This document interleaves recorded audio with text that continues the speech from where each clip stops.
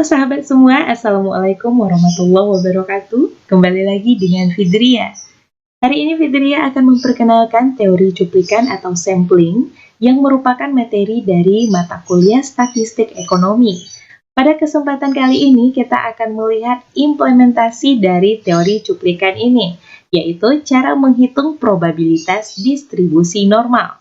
Kita langsung masuk ke contoh soalnya.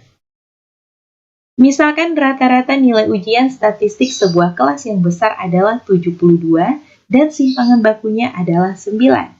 Berapakah tingkat probabilitas memperoleh rata-rata nilai ujian di atas 80 jika diambil sebuah cuplikan acak sebanyak 10 pelajar? Yang pertama yang harus kita lakukan adalah kita harus mengetahui terlebih dahulu apa saja data yang terdapat pada soal tersebut. Di sini diketahui rata-rata cuplikan adalah sebesar 80, simpangan baku sebesar 9, rata-rata adalah 72, dan jumlah anggota cuplikan adalah 10. Sedangkan yang ditanyakan di dalam soal ini adalah berapakah probabilitas rata-rata lebih besar daripada 80. Supaya tingkat probabilitasnya mendekati nilai distribusi normal, maka kita akan menggunakan pola teorema limit sentral, di mana teorema limit sentral menjamin bahwa rata-rata nilai cuplikan yang kita lambangkan dengan X akan berdistribusi normal dengan rata-rata dan standar deviasi. Nah, di dalam contoh soal ini kita tidak melihat ada nilai dari standar deviasi, melainkan kita hanya punya nilai dari simpangan bakunya aja, yaitu sebesar 9. Jadi nantinya kita akan mencari terlebih dahulu nilai dari standar deviasinya, yaitu dengan cara membagi simpangan baku dengan jumlah anggota cuplikan. Yang pertama yang harus kita lakukan adalah mencari terlebih dahulu nilai probabilitas Z. Jadi kita masukkan ke dalam rumus PR rata-rata lebih besar dari 80 sama dengan probabilitas X dikurang X per standar deviasi. Ya. Jadi langsung kita implementasikan ke dalam rumus, yaitu 80 dikurang 72 per 9 per akar 10. Nanti akan kita peroleh 80 dikurang 72 sama dengan 8, kemudian 9 per nilai dari akar 10 adalah 3,16. Maka probabilitas Z nanti diperoleh 8 per 2,85, yaitu sebesar 2,81. Jadi, probabilitas Z lebih besar dari 2,81 atau kita istilahkan dengan nilai kritis Z adalah sebesar 2,81. Langkah kedua yang harus kita lakukan adalah menemukan nilai probabilitas Z pada tabel distribusi normal. Nah, untuk menemukan nilai Z ini bisa kita lihat pada tabel distribusi normal baku. Nanti tabel ini akan Fidria lampirkan pada kolom deskripsi jika sahabat belum memiliki tabel distribusi normal ini.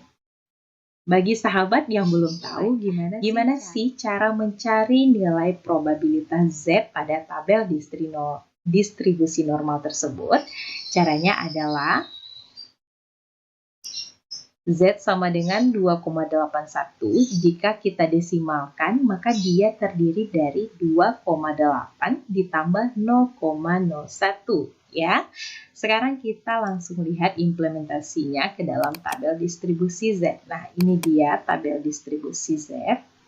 Oke, sekarang yang kita cari berarti 2,8 dan juga 0,01.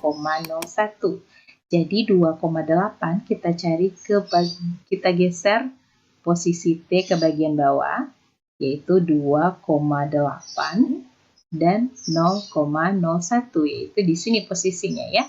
Jadi nilai Z nantinya, nilai Z kritisnya ada di angka 0,4975 di sini ya sahabat. Sehingga diperoleh nilai Z dari 2,81 yang terdapat pada tabel distribusi normal adalah sebesar 0,4975.